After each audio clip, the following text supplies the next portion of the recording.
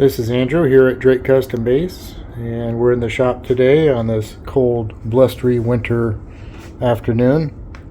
We have an Alpher Bass from the UK here on the bench, and it is a nice ebony topped, black limba back, and ebony fretboard.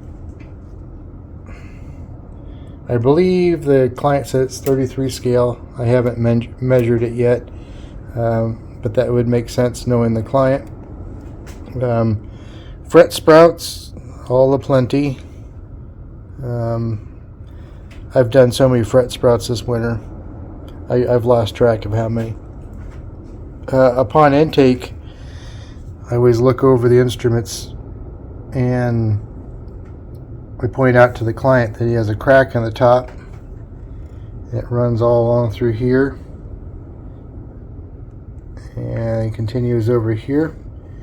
So I'm going to have to take off this gear to get it out of the way. I don't want to get glue on the pickups and things like that. I'm going to have to use some glue and ebony dust. Get that addressed. At least I've been asked to do that by the client now. So, alright, I'm going to get started disassembly and we'll go from there.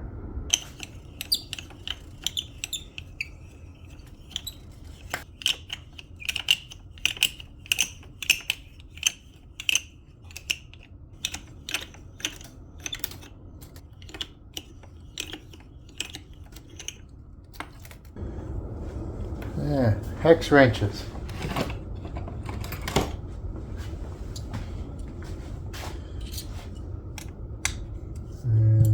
Be a 3mm.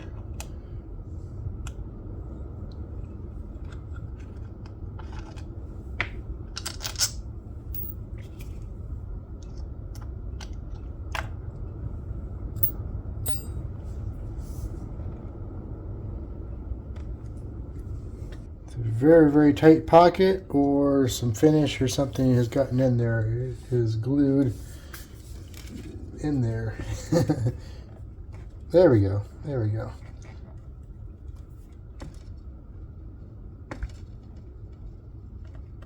I gotta be careful. I don't want to break out any wood.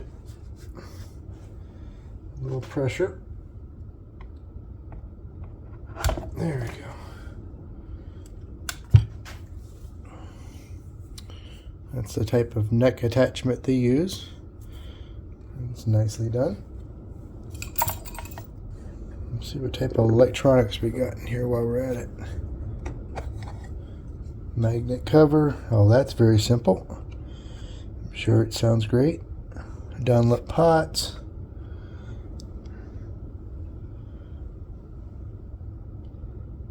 Groovy. Alright, set the cover aside.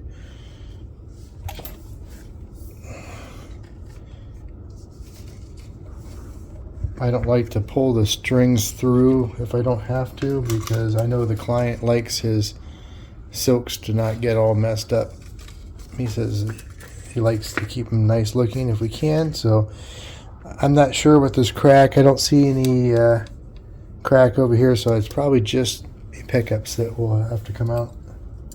So they use machine screws with probably brass inserts to mount their pickups. It's also nice. Done that on a couple instruments, but I have yet to do that as a regular thing.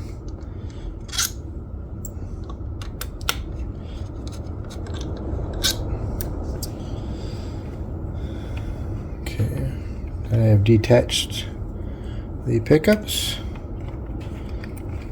I've made notes because I find that these blend pots can sometimes be opposite, so I know that the neck pickup goes to the bottom and the bridge pickup goes to the top section, so have to make note of that here.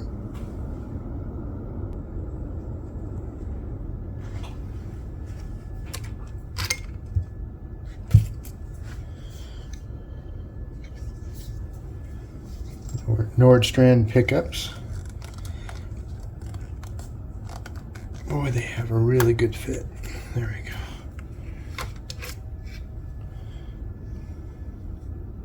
Okay.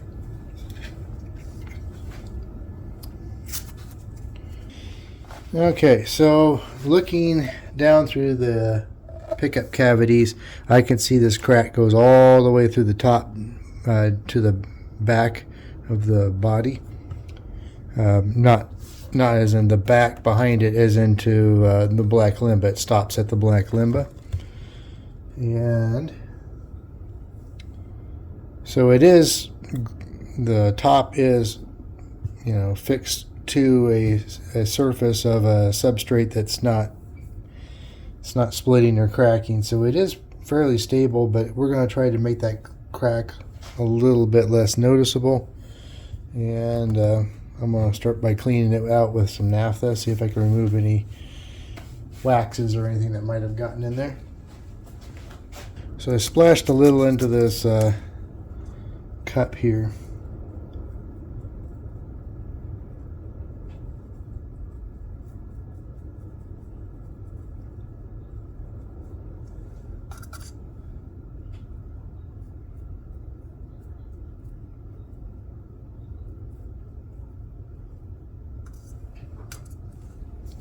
Now it's going to get noisy here because I am going to bring my air hose up here, brush a little naphtha in there, and then spray with the air. So it's going to get noisy.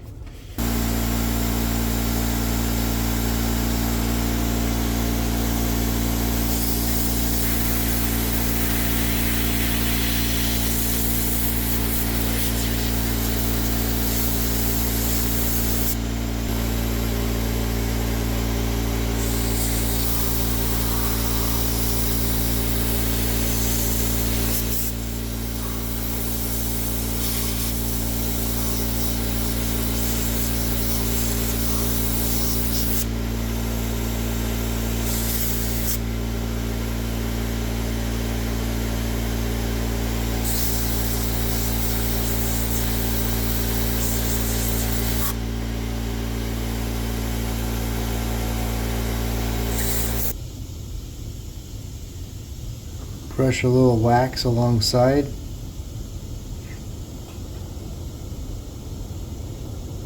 In the attempt to try to keep some super glue and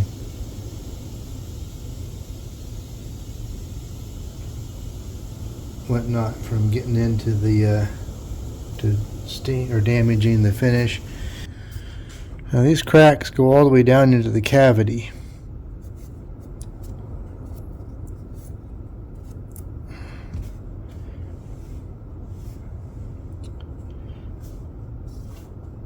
I'm gonna flood them with glue. So I think I'm going to cut some copper shielding tape that I have to create a little dam just to keep any excess glue from going down into the cavity. It happens to be the best tape I have available in my shop that actually will put a nice seal across here. My masking tapes and things like that, the glue sometimes gets through it because I'm using thin viscosity super glue, and I have lots of these scraps of this shielding tape, so that's what I'm going to use. So I'm using some thin viscosity super glue.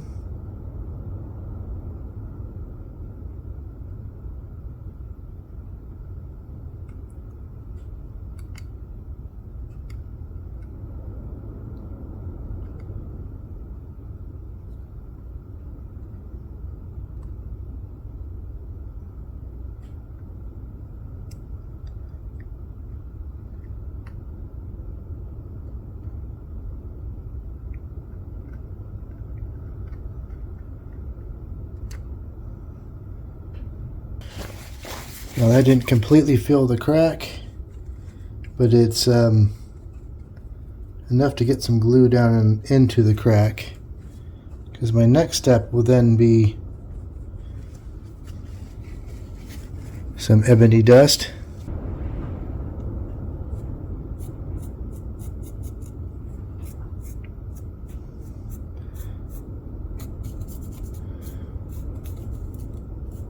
Now I could have got some dust down into the crack prior, but the crack was deep and I wanted glue to go down deep.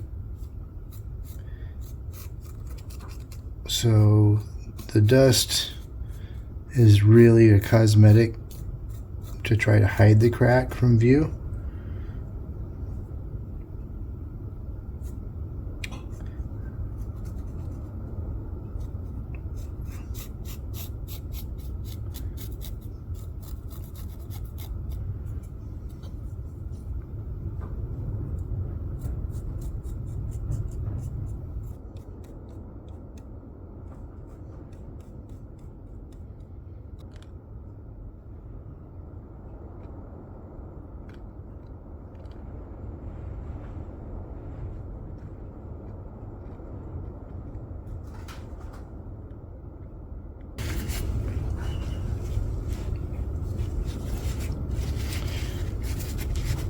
And I would be tempted to shoot it with the accelerator, and I do have the good accelerator that doesn't, you know, bubble up and turn white, but sometimes it's just better to let this go and harden on its own.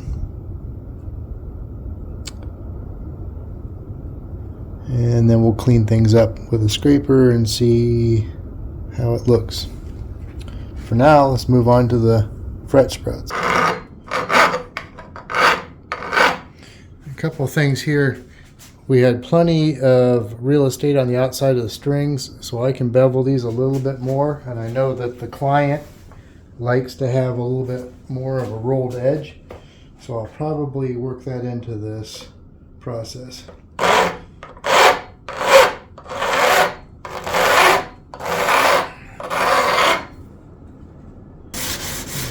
Sanding block with 600 grit adhesive paper.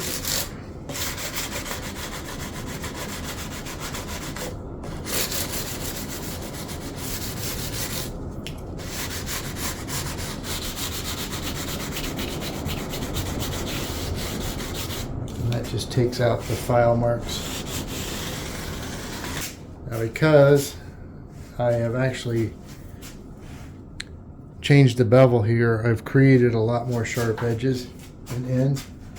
So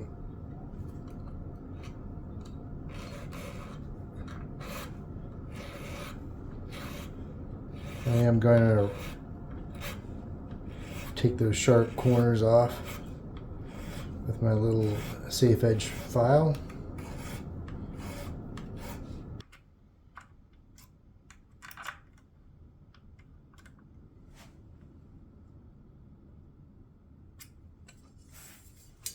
And after cleaning up all the fret ends, these frets are in great condition, so I'm just going to run some fret eraser over it, and maybe I'll hit them with the Dremel buffer real quick, just to shine up the areas that I might have dulled with my sandpaper.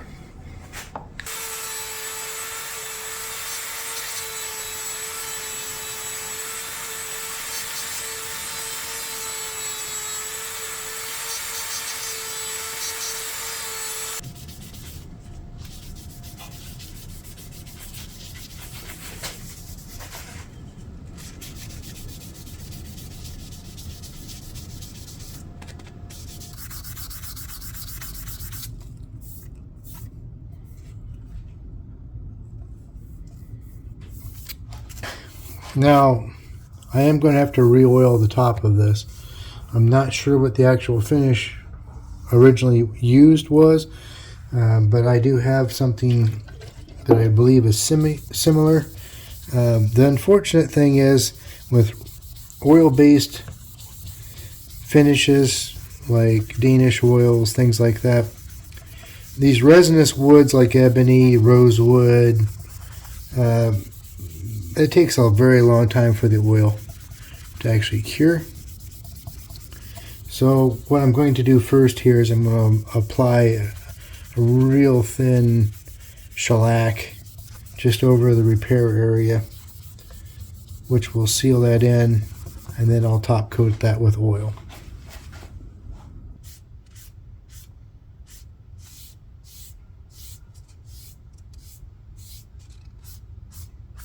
after some messing about and speaking with the actual maker of the bass, I ran my idea by the actual, well, the representative that I talked to at Alpher, and he endorsed my repair, saying that this would probably be just fine. So I used the hard wax oil. It's still wet, so it looks a little, and I haven't knocked it back with a, but this is what I use on my own custom builds.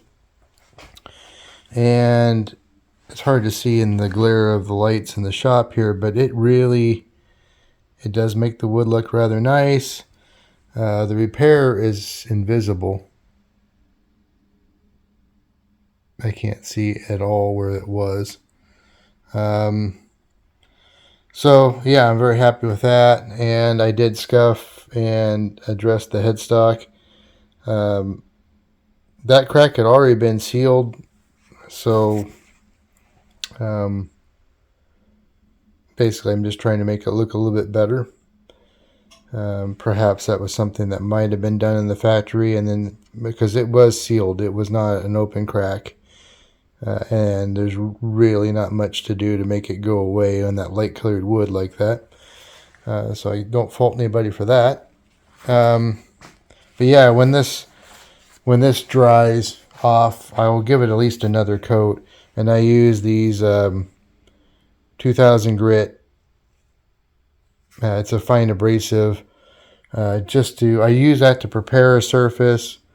And in this case, since it is a resinous wood and oil-based finishes, in my experience, don't seem to like to cure very quickly on resinous woods, I did brush on a very, very light wipe of shellac that I make myself, de-waxed and all that. Just a brief wet wipe over, and I stopped right at this line because this particular design is very forgiving for this, because they have a very sharp edge around here. It's a nice looking detail, but it also gives me a perfect cut line for, I just scuffed the flat top, and I just addressed, because there was True Oil is what they use to finish their instruments. And so I mostly addressed with the shellac just the area where I scraped maybe through the True Oil a little bit. And as you can see, well, I'll see if I can get in a better angle here, because unfortunately these lights are great for work, but they're horrible for film. But there's not a colored variation between the True Oil and the hard wax oil I just applied. So it's actually a good match and maybe a good repair for this type of finish. True Oil's used a lot on guitar, but mostly they're designed as a gunstock repair or gunstock finish. And I've worked on many gunstocks where I've used that product. I just have not used it on exotic woods very much, just because of my experience with it staying gummy for a long time before it finally cures, due to the resins in the jungle woods. So anyway, that's where we're at so far. It's one coat. I will scuff it back, and then probably another coat, and then I'll finish it off with a 2000 abrasive pad, and then wax it, and it should look just like the original finish when it left the factory. And I'll put the base back together.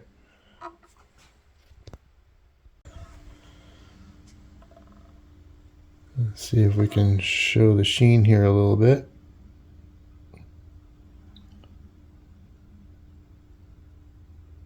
That's basically how the bass looked when it came in the shop. So I think that's going to do.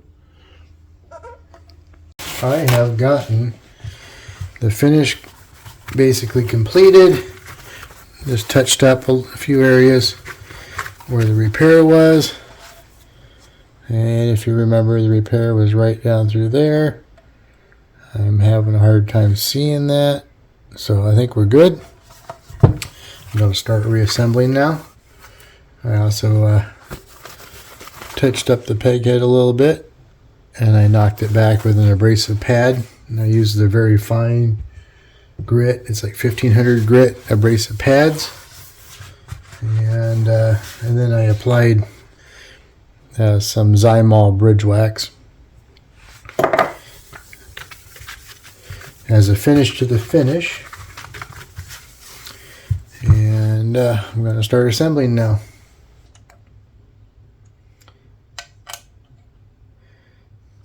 Did some camera adjusting here. So I got the neck on. I did find the serial number. It is stamped here, and the number is 226. I had been in conversation with the manufacturer of the instrument, and he said they're stamped into the cavity. And I, of course, was looking in the bottom of the cavity and thought, well, it's probably underneath all the shielding tape. And he says, no, the shielding is something they do in the factory. It's pretty standard. I didn't think to actually look up here, and there's a few wrinkles. It just kind of blended in, and the way my light was shining on it, it really didn't stand out to me. But yeah, it's clearly there, and I just missed it.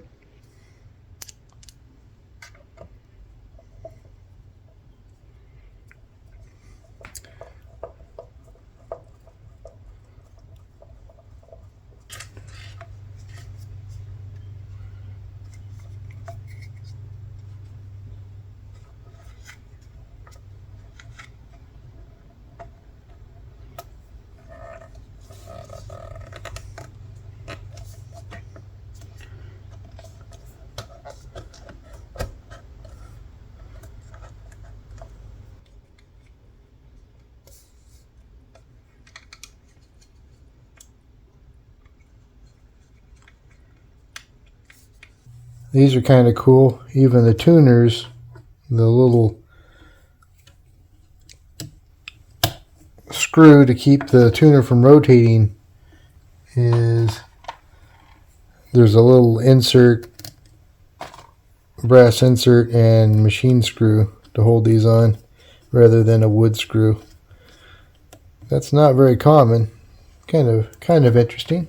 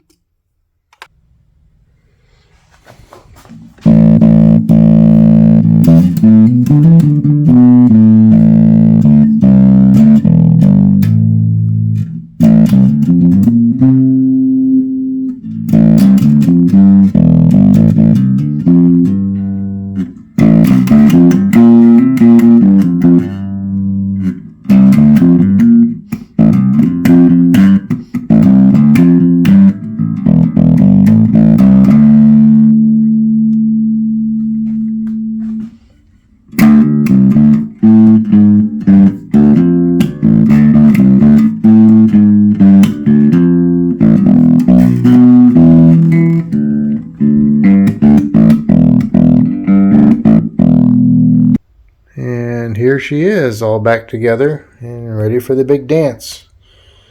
I'm very happy with the finish. Other than specks of dust from my shop, I can't see where that crack was. Yeah, I mean, it was long through there.